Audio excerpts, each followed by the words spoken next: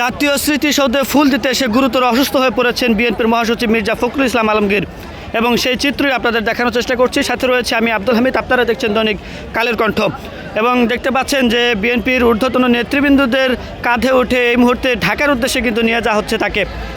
দর্শক, আপনারা দেখছেন কালের কণ্ঠ, সাথে রয়েছি আমি আব্দুল হামিদ এবং এই মুহূর্তে তাকে কিন্তু গাড়িতে তোলা হচ্ছে। তিনি যে গুরুতর অসুস্থ হয়ে পড়েছেন তার জরুরি চিকিৎসার জন্য কিন্তু জাতীয় স্মৃতিসৌধ যে রয়েছে সেখান থেকে কিন্তু তাকে প্রাইভেট কারে করে কিন্তু তাকে ঢাকার উদ্দেশ্যে নিয়ে যাওয়া হচ্ছে এবং সেই চিত্র কিন্তু আপনারা দেখছেন দৈনিক কালের কণ্ঠ, সাথে রয়েছি আমি আব্দুল হামিদ।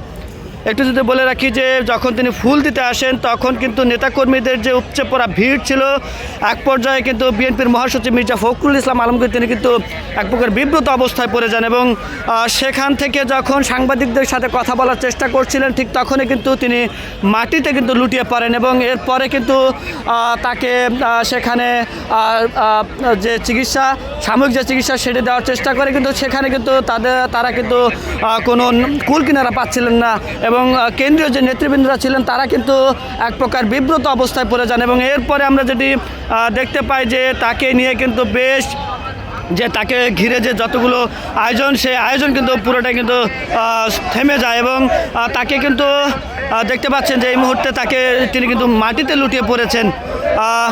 কতটা গুরুতর অবস্থায় রয়েছেন হয়তো বা আপনারা বুঝতেই পাচ্ছেন।